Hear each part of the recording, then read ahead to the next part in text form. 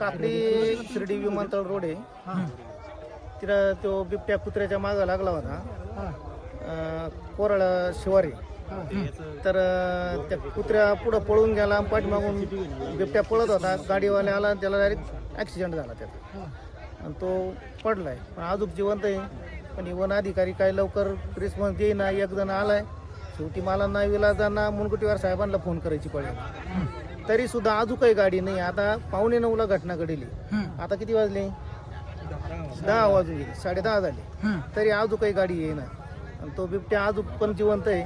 आता गाडी आल्यानंतर त्याची त्याला दवाखाना करताय, काय करताय, काहीच लिंक लागा नाही वन अधिकाऱ्यांची. या परिसरात फोटो सेल्फी काढणाऱ्यांची गर्दी भरपूर झाली, भरपूर. काय करताय? सगळे त्याचे फोटो काढला. तो रोड मध्ये पडेल होता, त्याला उचलून साईडला घेतलं पोरांनी, वन अधिकारी तो.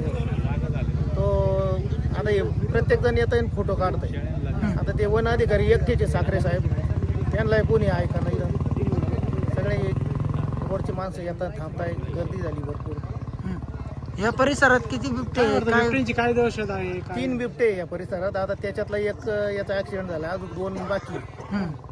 आता ते बी लय त्रास देते. इकडं कुत्रे पण ठेवले नाही, माणसांच्या मागं लागत आहे. दिवसभर बी काम, मला लेडीज कोणी वावरत सुद्धा जात नाही, काहीच नाही. भरपूर दहशत आहे इकडं. पिंजरे मागितले का पिंजरे वेळेवर देते नाही, काहीच नाही. असा त्रास आहे एकंदरीत सगळ्यांनी.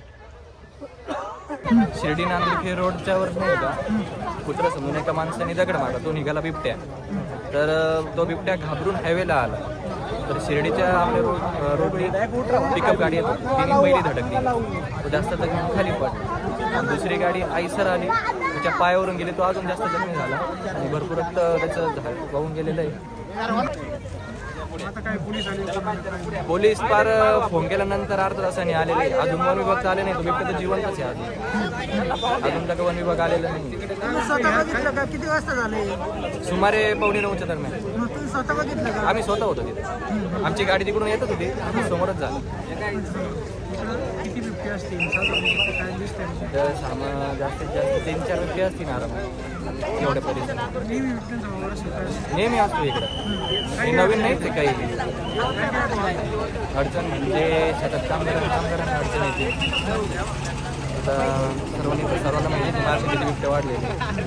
त्याच्यानंतर आता हा झालेलाच आहे. तरी पोलीस प्रशासन आणि वन विभाग त्याच्यावर काही हे देत नाही. जखमी बिबट्या किती वेळापासून पडलेला आहे आणि काय तो श्वास घेतोय का? आता वाजत आलेले आपले 10 वाजत आलेलेच आहे. तर 8:45 वाजून घटना घडलेली, तर अजून कोणी आलेलं नाही. प्रशासनाकडे काय